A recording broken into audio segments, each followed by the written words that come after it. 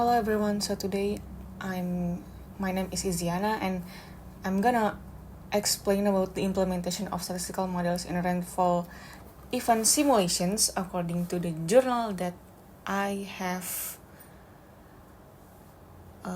scanning for. So this is the review for the midterm exam. And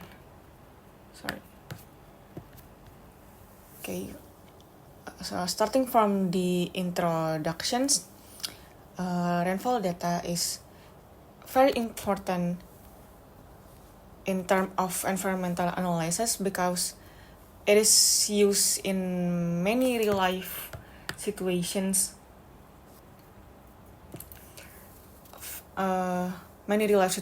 Especially in flood predictions and water resource management. And for example, by understanding rainfall data, we can estimate whether a certain area has a risk of flooding or not. And this is very important for planning and for disaster preventations. And in addition, rainfall data is also used to manage water systems such as reservoirs, irrigations, and water supplies. But in reality, rainfall data is often limited or not really complete in every regions.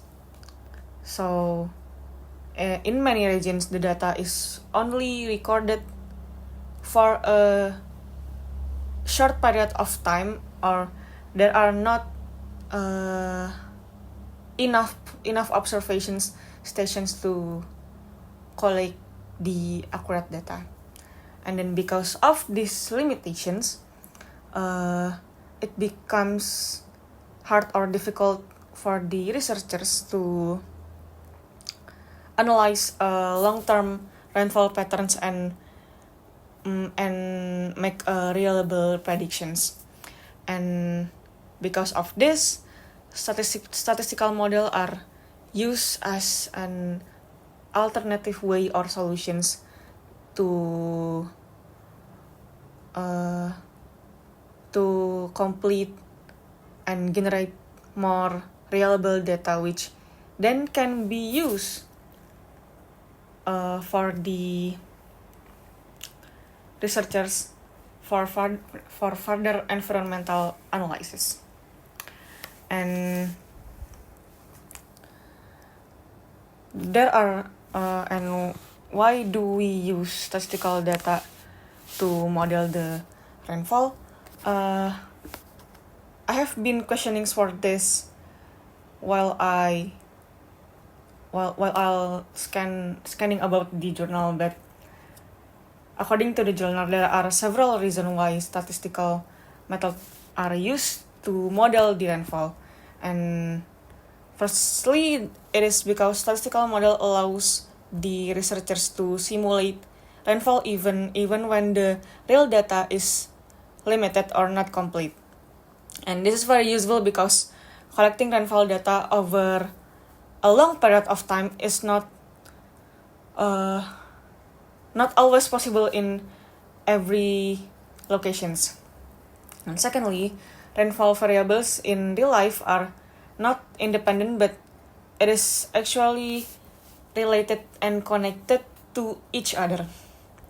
And for example, rainfall durations and rainfall depth often have a strong relationship where the longer rainfall usually resulting in a greater amount of rainfall. And because of this, we need a model that can maintain and represents these relationships. And in addition, statistical model can also represent rainfall patterns more realistic, including how rainfall intensity can change the earth of the surface over the time during the rainfall event. And this is important because rainfall it is even that not always the same, like it is constant. Masa it is not constant, but it's also various in intensity. And overall, statistical method helped the researchers to create more realistic and useful rainfall data for environmental analysis, even though the data is not really complete in every regions. And now let's move on to the variable analysis. And according to the journal, several important variables are used to describe rainfall event in more detailed way. And these variables including rainfall depth, rainfall durations, inter-event time, and rainfall patterns. Rainfall depth itself refers to the total amount of rainfall that happened during one rainfall event, while rainfall durations refers to how long the rainfall lasts in one time. And then inter-event time, it is defined as the time interval between one rainfall event and the next, which is help us to describe the frequency of rainfall when it happens. And then for the rainfall patterns, it is represents how rainfall intensity change the Earth's surface over the time within a single event. And then by using all of these, like for random variables, this study can be able to give us an overview to different aspect of rainfall rather than treating it as a simple event. And by the variable by this random variable, it is also makes us can analyze more comprehensive and allows the model to reflect real world rainfall behavior. And why these variables are chosen? Because they can represent the main characteristic of rainfall events in real life. And then due to the rainfall is not only about how much the water falls, but also about how long it is lasts, how often it happens, and how its intensity can change the Earth's surface over the time. And then because of this, using only variable is not enough to fully describe rainfall behavior. And then these variables are also interdependent, meaning they are related to each other. For example, like a longer rainfall duration usually leads to higher rainfall depth, which shows that these variables cannot be analyzed separately. And then previous rainfall models often simplified this relationship and ignored important characteristics, which resulting in less accurate simulations. And then this study shows that they can improve those limitations by selecting variables that have better represent of real rainfall conditions in every regions by making the model more realistic and reliable. And how they support the study itself. According to the journal, these variables are also have an advantages in terms of environmental, and by the supporting the main objective of the study, which is to simulate the rainfall events realistically. And by using all of these variables, the models are able to capture the relationship between different rainfall characteristics and reflect how rainfall behaves in real conditions and also in different locations. And this combination of rainfall depth, rainfall durations, inter-event, and rainfall patterns allows the researchers to simulate complete rainfall events rather than just like common informations. And then this makes the simulations more accurate and useful for the researchers. And in addition, the model can also generate rainfall data in areas where the real data is limited. So this is particularly important for environmental studies because there are still many regions that doesn't have like proper rainfall data for analysis. And then because of that, these variables help the researchers to ensure that the model that the data can produce realistic and applicable result, and then they can use it to making decisions for further. And let's move on to the next. Sorry. And then for the conclusions, I think the paper shows that statistical models are highly effective in simulating rainfall events because the model is able to capture the relationship between important rainfall variables such as rainfall depth and durations, which makes the simulations more realistic. And it also represents rainfall patterns, including how rainfall intensity change over the time, and then which is important aspect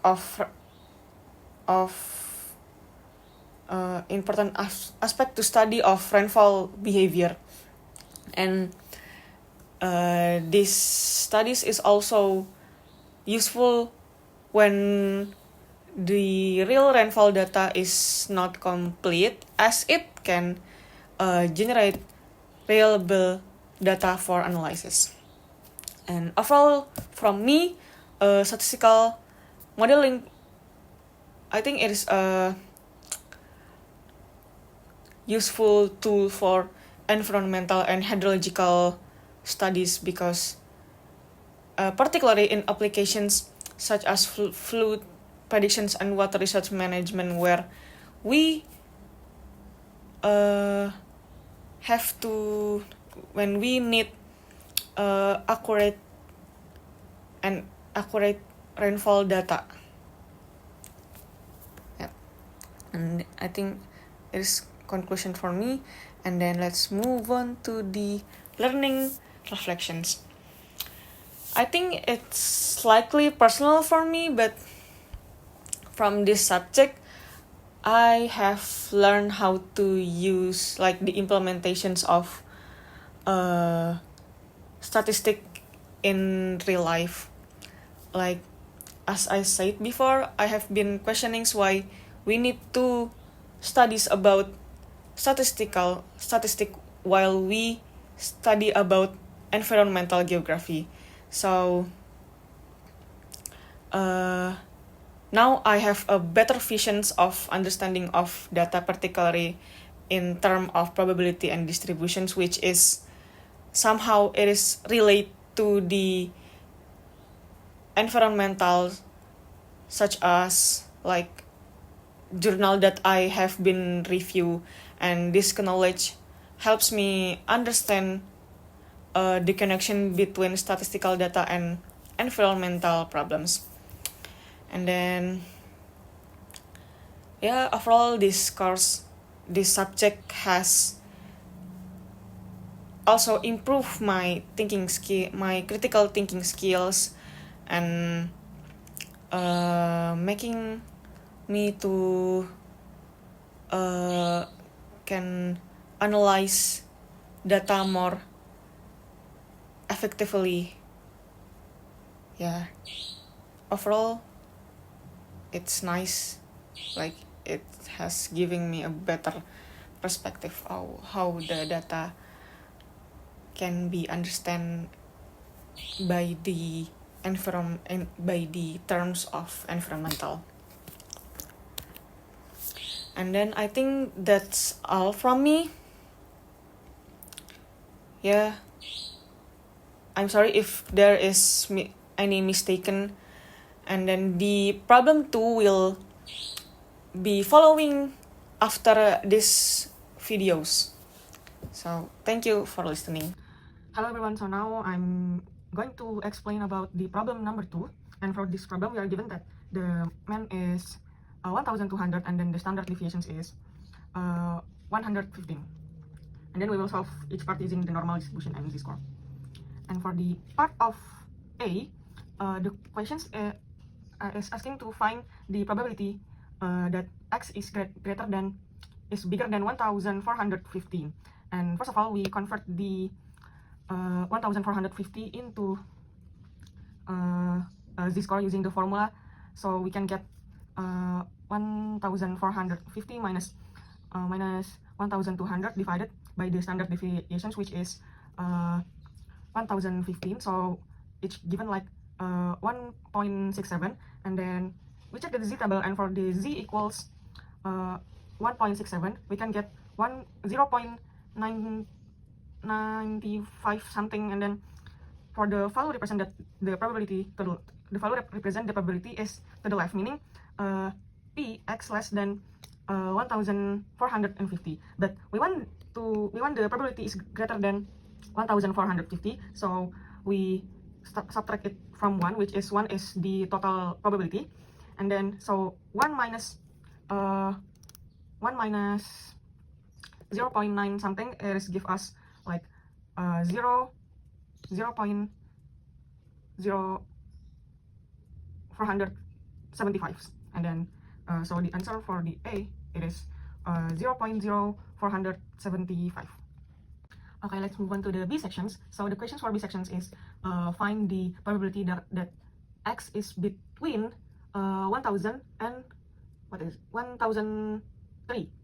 And then first of all, we convert both of values to the z-scores, and then for the 1000 we can get minus 1.3030, and then for the 1300 we can have 0.67, and then we check the z table for the 0.67 we can get about 0.74, and then for the minus 1.3030 we can get about 0.09, and then to find the probability between the two values, we subtract the smaller value from the larger one. So 0.74 minus 0.09, and then we can get about 0.065. So the answer for the part of B is 0.065. And then we are going to move on to the last sections, which is C. And then the questions for C, it is asking to find like conditional probability, which is Px greater than 1250 given x given x greater than 1000. And then we have to use the formula PA given B equals PA intersections B divided into P and B. And then so the formula becomes Px greater than 1250 divided by Px greater than 1000. And then first we try to find the x of 1250, and then we calculate the z-score, which is about 0.3030. And then from the z table for the 0.3030 we have it's about 0.62. And then this is represent the probability to the left. So to find the Px greater than 1250, we subtract it from 1, which is the total of probability. So 1 minus 0.62 is 0.37. And now we are going to find x of 1000.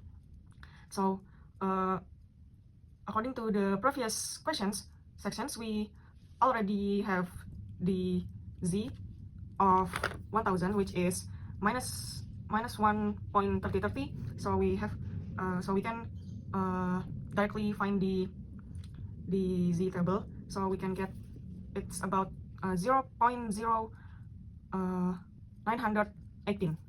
And then for the so Px greater than 100 is 1 minus 0.09 something, which is about 0.19 something.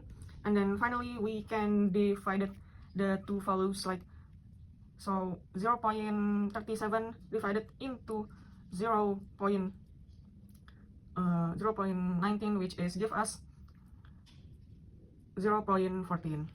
I think that's all from me. Thank you for listening.